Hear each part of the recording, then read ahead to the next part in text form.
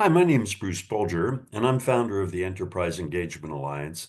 And I think we're the world's only organization dedicated to helping all organization enhance performance through a strategic and systematic approach to management we call stakeholder management, stakeholder capitalism, total quality management for people, the golden rule, whatever you want to call it.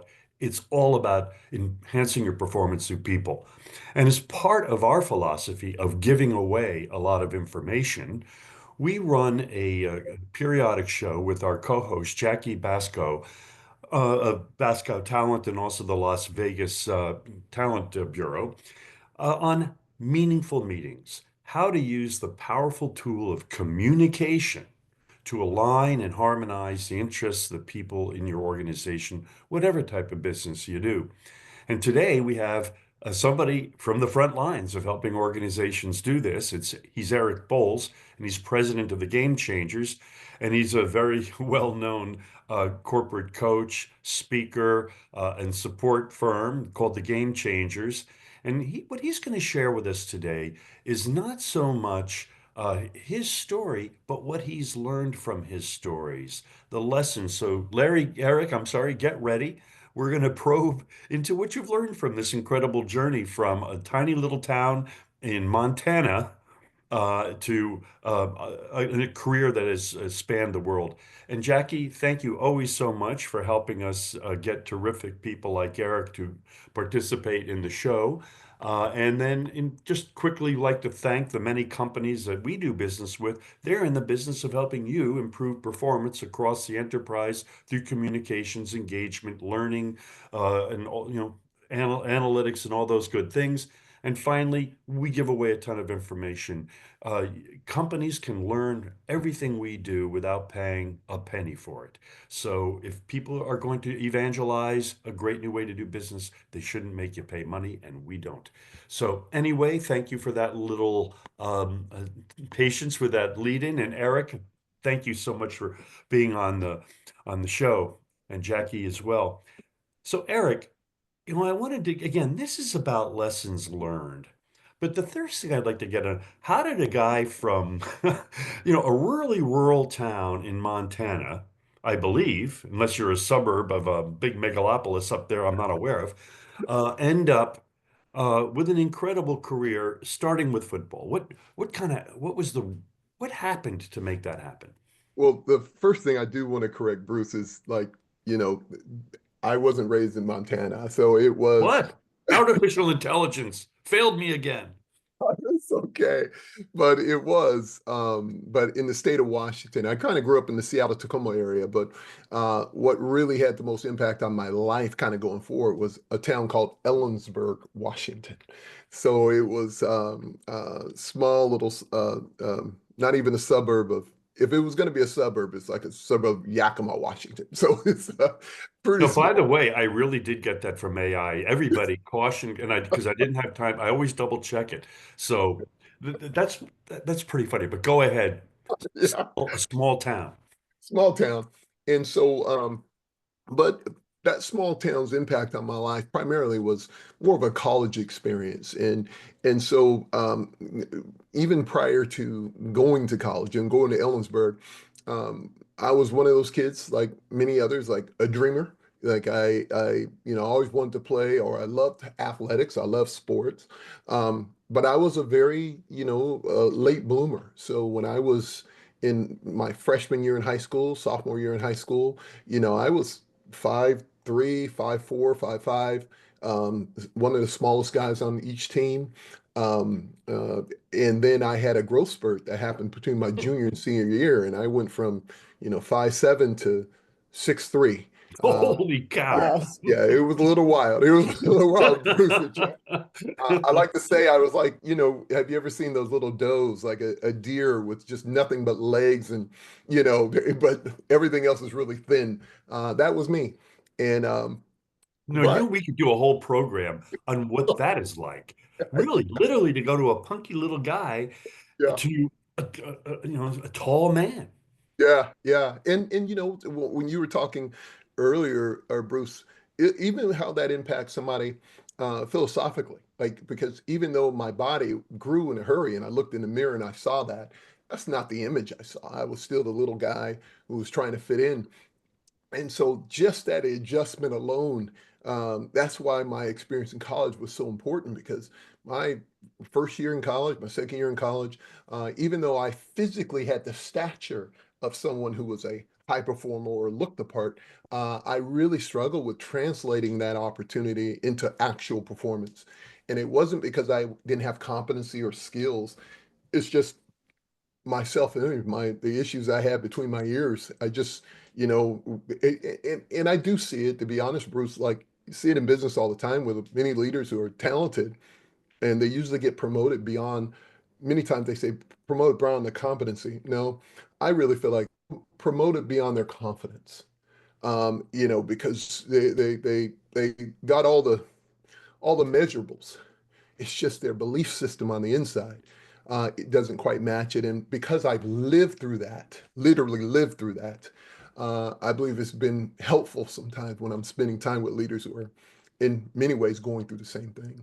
And we want to get into that because, one would never think that a typical CEO has a confidence issue, but we'll get to that. But getting back to you, you don't seem to have the resume of a guy who would be the classic guy to get to the NFL. You were a late bloomer, right? Yes.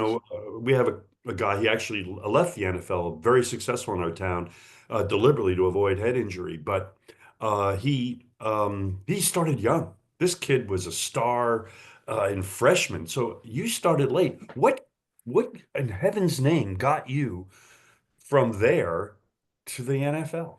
I'll be honest, like, first of all, I was the first player ever drafted from my college, from Central Washington University, to make it to the NFL. And so, very grateful for the opportunity and stuff, but it was never really my goal. It was actually a coach who said something to me while I was in college. And he was like, you got the build, the talent to actually be playing on Sundays. And it was the first time I ever heard that because I was a basketball fan more than anything. I played football because my friends did.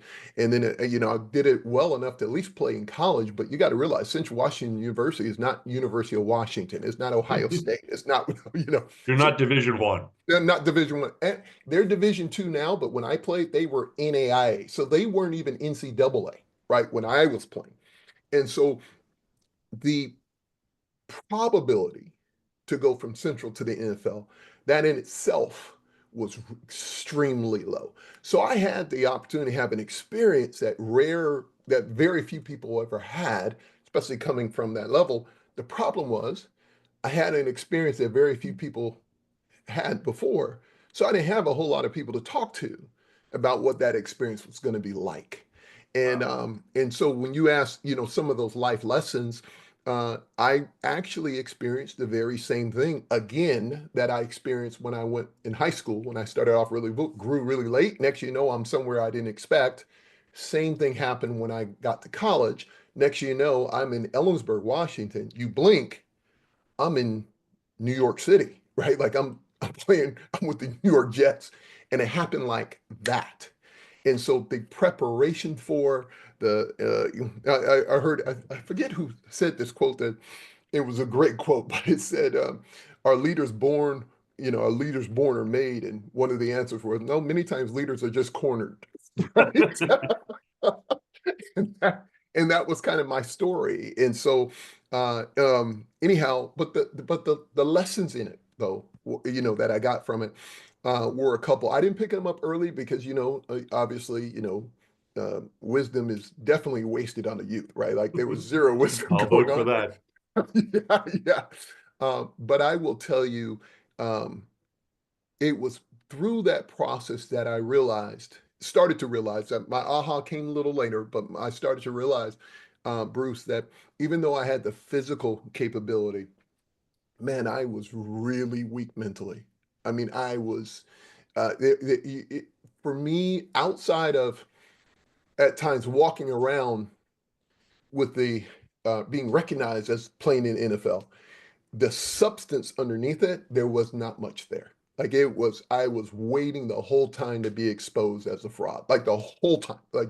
I could not ever relax or really be there because the whole time I was like, they're gonna find out real soon that, man, I don't belong here. Like I am not good enough to be here. And that those experience, I'm grateful for it today, but at the time, if I can go and talk to Eric at the time, man, the things that I would, I wish I knew.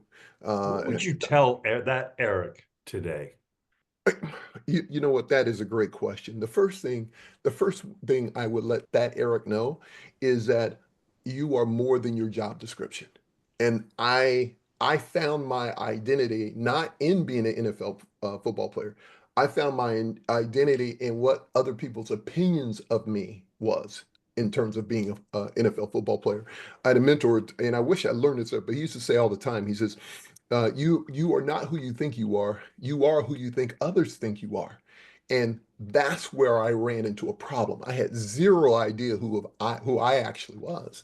And so now you have someone with an identity problem be presented with opportunity, but the opportunity they're presented also includes one variable in this, Bruce and Jackie, that was huge, a very difficult thing for me, was not just failure, but the opportunity for public failure.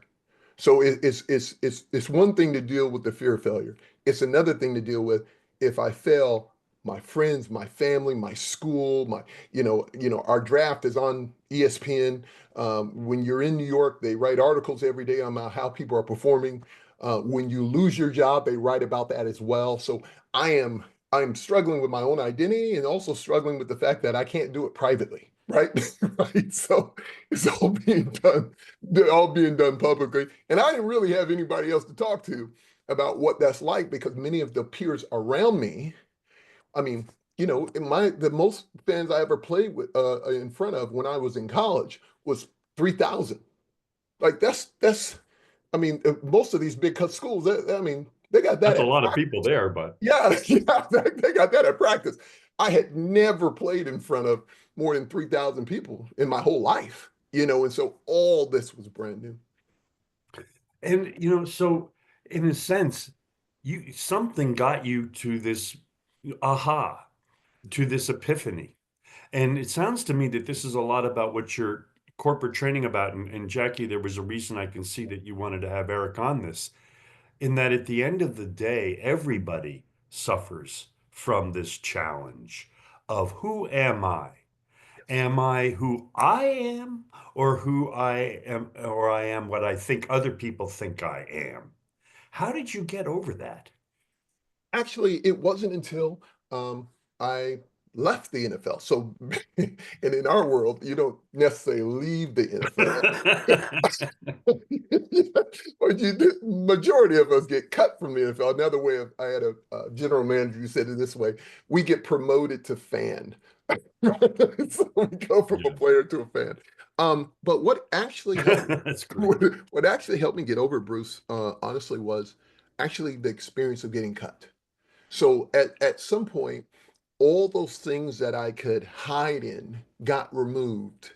So now I had to see me as I was, like actually face it. So I was no longer a professional athlete. I couldn't use that. I was no longer this. I couldn't use that. Um, at the time, while in the league, and it was very helpful. I had some very significant individuals in the NFL, from Gilbert to Reggie White to, I played with some great players. But it was interesting. I remember a line by one of the Hall of Famers, eventually, one of the best ever. He would say, be careful to find your identity in your jersey, because as soon as the jersey comes off, you'll notice that all the love leaves as well. And I didn't really grasp that until it happened. And so once I got released and I got cut, I went from walking into Lambeau Field, with the Packers, to walking right back out, walking past people who earlier I had signed autographs for. And the same day, I'm walking back past them with my backpack and my bags because I was just released, given the injury settlement release. And I remember looking at this little boy who had signed his football for Bruce. And he looked at me, looked at his football, saw that I'm no longer on the team. And he was like, oh, total hurt because the football he had was signed by me, but I'm no longer on the team. I mean, it's a small story, but it's kind of symbolic of what you see when you're going through pain. So those were all reminders that I wasn't good enough, I wasn't capable enough, all the stuff that goes along with that. And then I find myself a few months later, fortunately, I'm married way up. My wife is amazing. But I remember I am now, even though I'm a college graduate, everything, trying to figure out what I'm going to do next, I am cleaning US West building. So the US West, the old phone company a long time ago. So I am actually a janitor at night because I'm trying to figure out what I'm going to do during the day. So I'm cleaning these buildings, and I never forget, Bruce, probably, and Jackie, my biggest aha moment that hit me. I am sweeping one night. A gentleman's at his desk. He has headphones on. He slides his chair back while I'm in there. He points underneath his desk because there's dirt under there. So I can sweep it out, and I do. And he slides his earphones back on and goes. So I'm walking around with my dog, and my dog's name was Miles. He was a Dalmatian, and named after Miles Davis, right? And so me and Miles are cleaning his building, and I just look at Miles. I still remember just looking at him going, what happened? I mean, there was a chance. I remember talking to my dog like probably 6 months ago. That same gentleman may have asked for an autograph. And here I am cleaning. And there's nothing wrong with that job, nothing wrong with that assignment. Just, I've done that job. We'll have to yes, talk yeah, later. nothing wrong with that. But for me, what represented such a drop off, right? Like such a how quickly things fall. It was most painful, but one of the best things that ever happened to me because it was in that moment, the truth came out. Like, man, I need to discover who I am. Like, what's okay? This is not okay. And and it was then following that, Bruce, probably a few weeks later, I was at a United Way function because I would still do little things because the NFL and United Way. I'm no longer in the league, but still, I was still Yeah. connected with some community things. There was a gentleman on stage named Bob Moat who ended up becoming my mentor, who kind of got me into this, who did get me into the information I'm talking about now. And when he got up there and talked about potential and what we're capable of, but how we struggle with identity. And as long as you can have all the competency in the world, but your confidence will diminish whatever amount of competency you have if it doesn't match. And he just kept saying, like, you're enough, you got it, you got what it takes. And even though I had heard it before and heard great locker room speeches and been through all, it was because of where I was at that moment, I heard it for the first time, right? Like I really heard it. And I go up to him and I start talking. I was like, man, I kind of tell him my story. And he just looks at me and says, you do know there's another way to live. And he goes, and I'm not talking based on circumstance. I'm talking about another way to live and believe on the inside. He goes, everything that have your belief on the inside, eventually the outside has to match it. He says, you spend too much time living outside in instead of inside out. And I didn't quite get it, but man, after I got it and he spent time with me, it changed everything. So instead of like even right now, I can talk about these stories and these moments and these difficulties, but it's how I look at them now. They're so invaluable. Like any catch I made to win a game or any accolades I got from them, those things are, I mean, those are just scoreboard things or trophies. The real changes that happened to me were all a result of a mistake, a failure, that may be publicly viewed that way, but it changed me from the inside out. So get a little bit more into that because you sound, talking with you, you seem very centered. So how did you find that center? How did you, okay, you realized that you had to rediscover who you Yeah, were based yeah, on who you were, not on how yeah. people viewed you. How did you get there? Full transparency, two things happened for me that was significant. So, Jackie, like this. So, my ability to communicate from the stage or my ability to speak or whatever the case may be, I know I have that, but it's kind of woven into me. I'm a son of a preacher, the grandson of a preacher. My uncles are preachers. Right? So, I've been in the world of communicators my whole life, right? Like storytelling and all that stuff my whole life, but none of that was more performance based, nothing actually real. So it wasn't an authentic relationship in terms of my center or having my values based on my belief in God or any of those things. But for me it was a combination of both. One is I was able to discover who I was and how God made me, right? Like in my faith. The other thing that happened that was really significant, I had a mentor ask me that question where he asked me, "Who are you?" And my answer to him was my name and my job description. And his answer to me was, "I didn't ask your name and I did not ask your job description. I said, 'Who are you?'" And when I could not answer the question, I realized that I need to have something more centered from a principle standpoint deeper. So two things happened. One, my faith journey, which was huge in terms of identity. The second thing that also helped facilitate that was the first time I read, I know it's crazy, but Seven Habits of Highly Effective People. It was, it was a game changer for me. Like I was reading everything that Dr. Covey was saying, and I was like, it feels like this man is having me sit in front of him and he's talking to me. Right, from personality ethic, that was one, to my performance, that was another. I had a ton of friends, but I was such a people pleaser that from an authentic standpoint, I struggled with that. I mean, these are all it was funny. It was the first time I really learned that even my positive values without boundaries can end up becoming negatives. So my ability to get along with people is great. I just didn't realize the reason I got along with people so well is because I didn't stand for anything, right? Like I didn't have a sense of when I didn't agree with some or put back, I just wanted people to feel good. And because of that, I lost like influence. I lost impact. It's funny, of all the things of my, especially from an executive coaching standpoint, Bruce, and those who I work with, and it's even from the stage, I, I in football, the football itself is what dictates whether, it's all about the football. It's all, where the football is. That's the whole game. What I've discovered in business and leaders and teams, the football is more about communication. It's more about information. And our ability to be aligned or communicate or fully work on has to deal with the amount of courageous conversations we're able to have.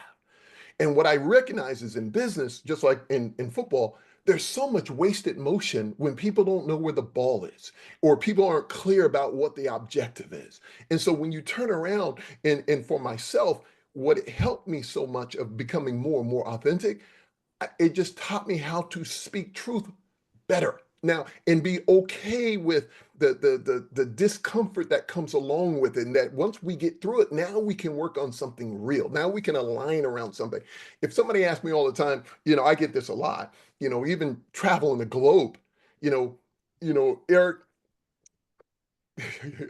let me say it this way: the number of leadership or executive offsites that I've been a part of that were solved in, I don't know, the first 2 hours, even though I was supposed to be there for 2 days. And the reason that happens is every time I get into one, I discover, and this is the biggest thing, I discover that the issue this team has is usually only between a couple people. They just involve everybody in it, right? And no one's courageous enough to solve that or deal with that or talk about that. As a result, we do all this tiptoeing and all these engagement, all these activities that just keep walking around the surface instead of confronting the very issue that exists. It is amazing that though when we have that conversation early on, it becomes one of the best meetings ever had. But no one likes to have that conversation because it's uncomfortable. The first thing I learned in my journey, Bruce and Jackie, was getting comfortable being uncomfortable, because you don't always have to remain there. You just got to be there long enough to get past it, to get to where the actual solution is. That was the Absolutely. aha moment that really hit me going through my journey. So, Jackie, you and I have rarely been on a show like this where literally we're both like speechless. Um, and there's so much here, and we do have to be mindful of time. But I did want to get to this because it seems to me what you're doing in your career now is you're sharing your own journey. You're sharing the lessons of your own journey.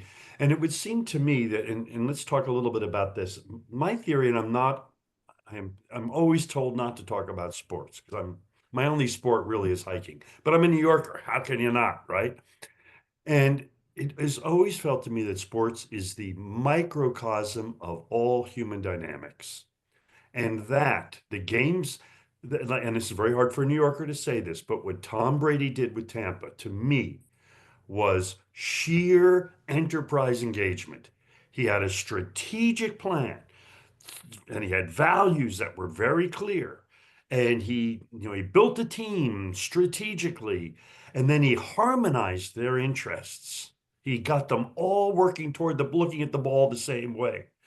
Is one of your big lessons that really very few companies, the bigger they get, do that well? What's your experience? And you just hit it, Bruce. You just hit it. Like there's, and I want to like acknowledge without naming these companies, but I am, and it's very challenging, especially for companies that have grown tremendously and usually grown tremendously because of success. And the greatest hindrance to success, especially on the scoreboard, is the scoreboard covers up a multitude of problems, right?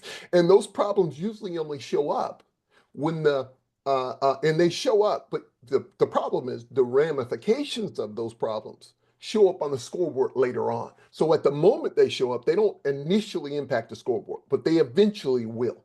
And it usually has a result of what you were just saying, not getting aligned, not harmonizing. And what I like to say is too many organizations, especially leadership teams, um, instead of being peacemakers, they try to be peacekeepers. And what I mean by peacekeeper is fake peace. It's not, we're not really aligned. We're not on the same page. We're just not arguing, right? Well, unfortunately, because they don't make their meetings, and hopefully this metaphor makes sense, Bruce and Jackie, but I challenge organizations, teams all the time to make your meetings harder. That in sports, we used to say, make practice hard so the game's easy. If you make practice easy, the game's going to be really hard. And that's happening within a lot of organizations, and especially ones that have grown in a hurry. Not everybody in these meetings have been through hard times. They have joined a winning team, and it feels like we already got momentum. You didn't cause the momentum, you just got a chance to join the team with the momentum. The reason Tom Brady was able to make such an impact, he's seen it go from nothing to something special. And then when he sees the variables are in place, he can go to that place, align with Bruce Arians, who was the head coach, who also knows what that looks like. They get together because he get in Indianapolis with Tony Dungy. They get together and are like, we're on the same page. Let's take it to another place. And if you go there and everyone on that team who talks about how awesome it was, I actually have an associate who was on that team, who's played on that team. And I never forget him saying, he goes, look, winning's great, but winning's hard. Teamwork, everybody talks about how important teamwork is, but teamwork is very inconvenient unless you got a good reason for it. I say that to people all the time. So you got to be willing to get uncomfortable, having some difficult conversation. But what happens in most teams, once it gets uncomfortable or they feel like there's some tension, they don't see it through. They stop in the middle of that and then they leave it alone. No, keep going. If you keep going, you get to the other side and you guys will be bonded closer than you've ever been before. And that happened not only in Tampa Bay, but that's happened in many various teams. It's happened in Philadelphia. I know Jackie loves to hear that. But for the Philadelphia Eagles winning this year, what's impressive is not that they just won the championship this year. What's impressive is they did something most teams have never done before, which is get to the Super Bowl, lose, and get back. Most teams who get to the Super Bowl and don't win, they rarely get back again. It's unbelievable if you look at the history and the probability of that. They got back again, fixed what they did wrong, and then turn around and won it against the team they lost to the last time. That just And so shows. they kept their purpose, they kept their goals, they kept their objectives, they kept their values, and they Bruce. kept their spirit. That's it. So, so let me ask you this. So what you're really saying, and this is a lesson for all of us, we always think of businesses, everything's all scientific and, or no, it's human. CEOs sometimes fight with their CFOs just like they do with their wives or Right. husbands. Well, that's it. That the marketing department and the sales department often don't like each other. The human resources people in finance don't get along. And then they wonder why there's so many silos, and they wonder why it takes so long to get anything done. Am I wrong, or is that a major problem? You That's are not a small problem. That's a major problem. It's a major problem. I don't care what organization you go to, it's a major problem. And I say all the time, silos don't happen on purpose. Silos are like weeds. They're just going to grow. And if you don't do something intentionally, they're going to grow. And it's not people, being wrong. It's just usually what matters to us is what matters to us, what we're around or what we see. So if you don't expose me that I'm part of something bigger than just our group or myself, that's what you run into. Silos are a natural outcome. So we have to be intentional with getting beyond that. The challenge of business from sports, it is very different. Now, I'm very transparent with every CEO and most executive teams. And you talked about CEO and CFO. For these CEOs, just their relationship with the board. Like we're not even including the variable of the board involved in this. Okay.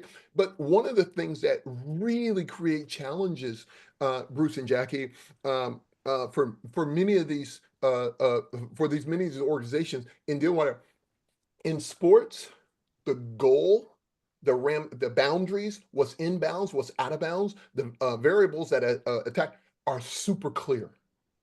It's not as easy in business. I've just been on, like when I tell leaders in business, I look, you guys are business, you're athletes, you're unbelievable. But let me tell you, we can celebrate these great coaches, and I've been very fortunate to work with some. Andy Reid was my coach in Green Bay, right, right. I've had the opportunity to spend time with Nick Saban down at University of Alabama before he left. I've been around great coaches in basketball and football, all these sports. But the rules of the game, what a win looks like, is very clear. And but in business, there's so many variables that involve that, and so many parts that can many times make it really hard to really unify and align. This is why I tell organizations, taking your values, your purpose, all those areas, and being serious about it is the most important thing that executive leadership team can do. If you're doing it just because you want to talk about it, but you're really about just hurrying up and getting results, I am telling you right now, you're going to struggle, because the only thing that can align an entire organization together is that root system beneath the surface, which is that company's values and purpose. If you don't have that, or you try to use winning to do that, I am telling you, it's not strong enough. I've been on teams who were winning and everybody was miserable, and pretty soon winning stopped because everybody's in their own selfish ambition. And you said a beautiful thing about the scorecard not showing everything, right? Like, again, I shouldn't mention this, but the Kansas City Chiefs. Obviously, there's something missing there that blew everybody away. And they probably know it. I Oh, bet they you. do. Yeah, they But do. but the point, here's the other thing, and we can kind of move toward wrap up. And Jackie, I always want to hear what you have to say about all of this wisdom here. Um, it also seems to me that a great business or a great team has all of their stakeholders aligned. The janitor, the man or lady who's cleaning the locker room, the community is behind them. Like one thing the Jets have, the community's behind them. Yeah, That's not that's true. enough, but they've got a great community. You know that. Yeah, They'll die for a losing team, right? yeah, But then they don't just the top guys and ladies aren't just the ones that are respected. Every player of the that's right. team is That's right. respected, and the coaches are respected, and the Yeah. people who bring the water boys, whatever they call them today. Isn't that also the characteristic of a great, that when you walk into the entire organization is hepped up, Yeah. or is that a mirage? No, it's not a mirage, but I will tell you, Bruce, it's done on purpose. And I put a different level of responsibility, especially within organizations, on certain roles. And understand, I'm not just talking about the CEO, I'm not just talking about the CMO or the Chief Revenue Officer or the COO. I put this responsibility on every role that is more publicly rewarded than others. So recently, I was just coming from, I had the opportunity to be down in Buenos Aires last week, like just with a great company down there, and they were with some of their top performers, which is great because those top performers are being recognized and brought. But what I said to that group is that what allows you all to be your top performers is there's a whole bunch of people who are doing work that will never get to come to this event that we're at right now.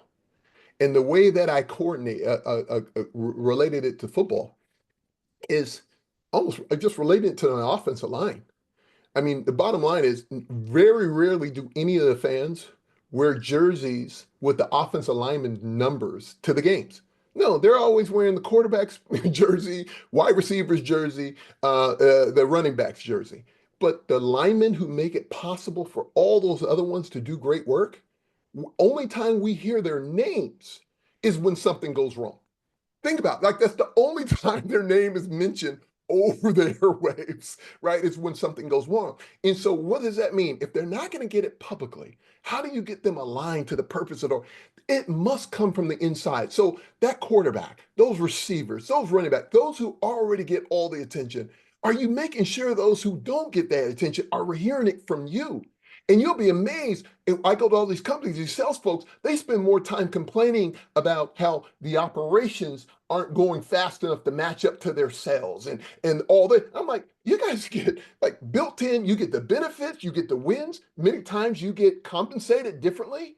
So how often are you going back and letting those and you see them, you value them for all the work everyone's doing? That has to be done on purpose. You show me a team who has that kind of chemistry, I show you a team that, man, most teams don't want to play because they all are bought in. That means they all take ownership for the outcome. And that's the beauty of sport. But that's why when the leaders I work with, so often I try to remind them, can you make everybody get that feeling? Because everybody's role isn't going to be the same. But can you make everybody feel like a star in their role? So, and the only way to do that is you got to make that role important. So let them know. I can't tell you how many leaders will, you have this organization, you get, just walk around not talking to anybody. I was like, what do you, I mean, it's the simplicity of like making people feel connected is 100% your responsibility. Getting into another meeting in Yeah. a board meeting, that man, that's price of admission. Your real job is galvanizing, aligning all these people together because this doesn't get done by individual. This gets done collectively. And I got to tell you, Bruce and Jackie, that's the great challenge. That it's a great Absolutely. opportunity, but it's the great challenge. So, Jackie, this is actually a great concluding thing with you. It seems to me, you and I both know that we've been really advocating for a totally different approach to meetings. The old approach, Eric, is maybe 80% either keynote or panel discussion. We're an enormous advocates for being totally interactive. So it would seem to me that, Eric, if I were going to be hiring you for an event, I might literally be hiring you for an event where I want to harmonize everybody's interests. Come on. So tell us a little bit how is kind of inclusion. If I were going to hire you, I really, let's say our company, we've had a reorganization and Yep. we've had a bottom up approach and we've really established our purpose, goals, and objectives going forward. And it's not just words on the wall. This is our Bible. This is the principles upon which we're going to operate. How might you at an event, and I don't want to put you on the spot, but Oh, this is how great. might you at an event use it a little bit differently to help them harmonize interests? Yeah, Bruce, I tell you, I actually had this opportunity to do this with several clients who I would say are my consulting coaching clients. And the reason why I say it's powerful, even though I am in people, even if who's listening right now, yeah, I am naturally charismatic, right? This is my energy. This is the kind of way I do it. And so getting people inspired or fired up, the price of admission, I get it, right? But how do you engage them when they're so they can experience more insightful learning instead of just being talked to? And so the way it is you can still have these bouts of inspiration, but how quickly can we get them engaging with each other? How quickly can we get them talking about not just the principle, but the principle in relationship to what they're working on or what they're going after? One of my greatest joys is not just doing a keynote. Yeah, we need to kick off. We get people energized, but we energize them to go into something. So the number of breakout sessions and the number of things that people go through at every one of these conferences, great. But a lot of it's just information dump still. Instead of, man, if you're going to take 2 hours, get these teams together, or more importantly, even cross-pollinate some of these teams together. Let them get exposed to each other, and then let's talk about not some random problem to bring together. Use real ones. Like the amount you spend bringing this many people together already, man, get a return from that. Man, let's get them all together. And the reason my greatest strength, like I was like, man, Eric, you're a great keynote. I'm a better facilitator, right? I'm just being honest. Like I am a better facilitator because this energy, this thing that will go, make sure people had a chance to talk about what is the challenge we want to solve. Here's our solutions. Here's our action items. Here's when we're going to follow up to see how we made progress. There's not a CEO I can't sit down with and go, look what return you can get from that. you're bringing people together anyways. Now they're being exposed to each other. Now they're being exposed to these ideas. Now they come out with an action plan that they put together, right? Like I always say it all the time, hold me accountable is one thing, but hold me accountable to something I helped come up with, man, it's So hard to beat. Jackie, here's what he's saying. This is really, really important. What you're saying, Eric, is that, hey, because you said earlier that so many management problems are people unspoken issues. You know, they're pissed off at sales, they're pissed off That's at right. marketing, Yeah. operations isn't doing it. And every year they're different issues. Or maybe I just don't like Bruce. You know, he's Yeah. right. So instead of getting everybody together and hiring, no, entertainment is great. I don't mean to say not have entertainment, but use instead of like, yeah, maybe even want to do an outdoor exercise, Yep. but use the meeting to get people together to talk about real issues. Like, okay, Yeah. all right, here's our purpose, goals, and objectives. How can we in sales and marketing together work better together? How Boom. can we in HR and management work together and actually, and Yeah. maybe even have sort of like, we hire shrinks instead of like people like you, instead of hiring business experts to actually talk about, hey guys, what's pissing you off here? What's And the, Bruce, I'm sorry for interrupting, man. My please? energy level goes up so high because, I go to, and keep in mind, like, I go to these events as the keynote speaker, right? Like, I go to a lot of these things, but I can't tell you how much. In sports, we used to say that there's nothing worse than wasted motion, like wasted movement. We used all that athleticism to get nowhere. It's like a running back who went from one sideline to the other.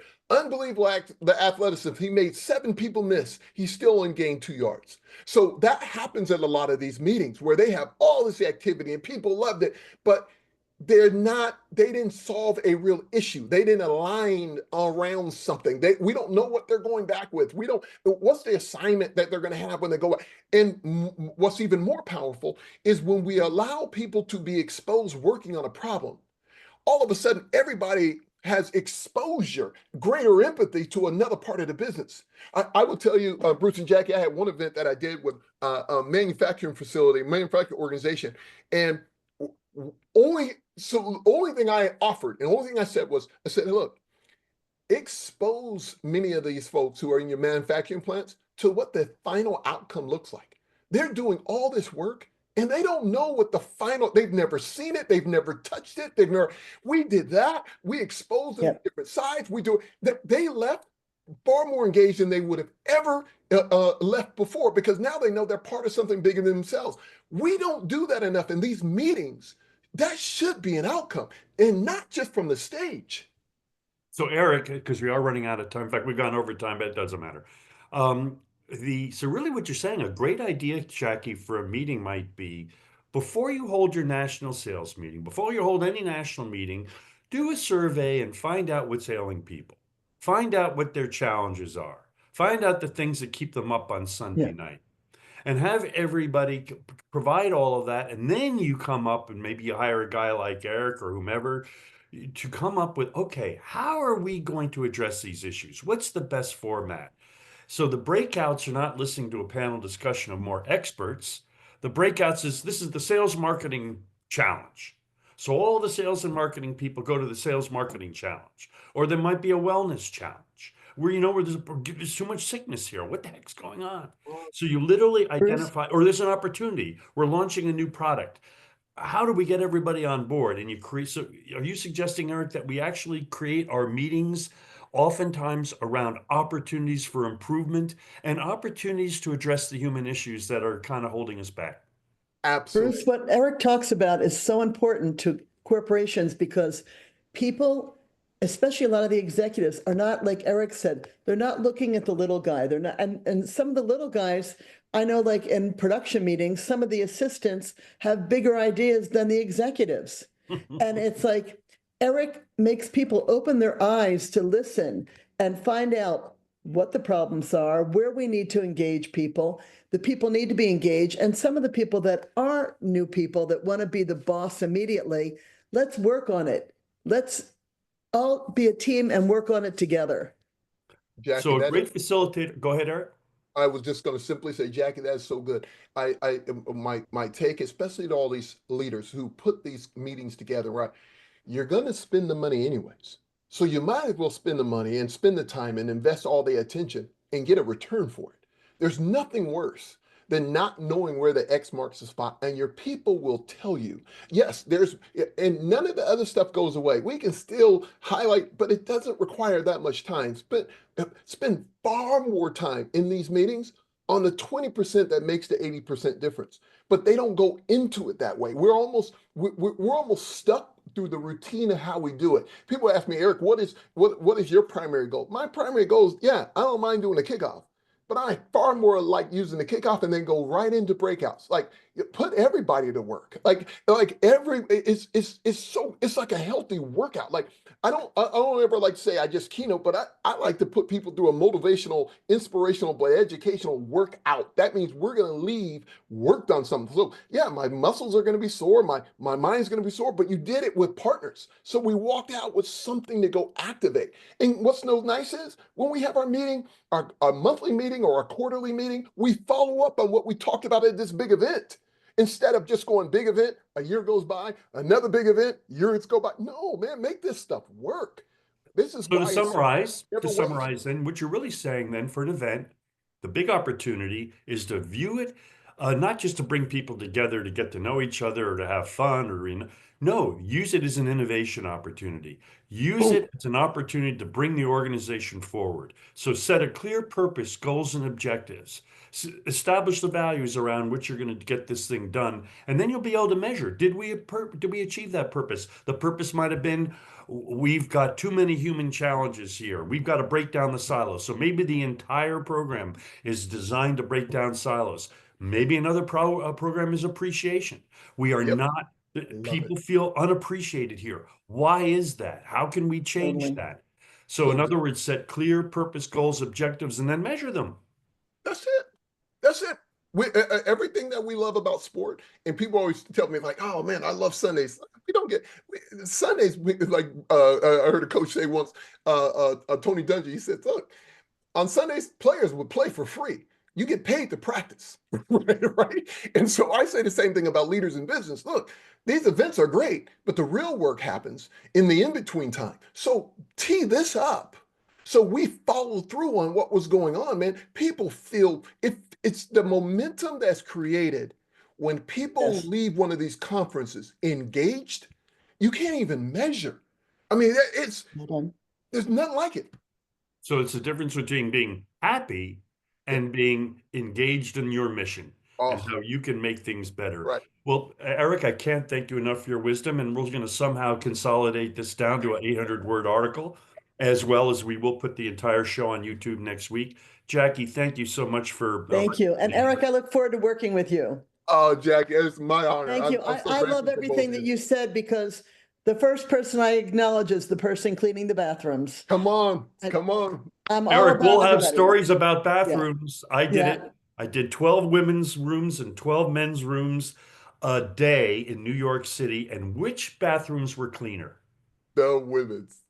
Yeah. No, Really? wasn't even Never forget the close. little guy. Oh, and the graffiti. I'm not even going to get into that. Men are tame. Anyway, at least in New York City. All righty. Thank you so Thank much, you, Eric, Bruce. Jackie, and we'll see you Thank soon. you. Thank you, Bye-bye. everybody. Thanks so much.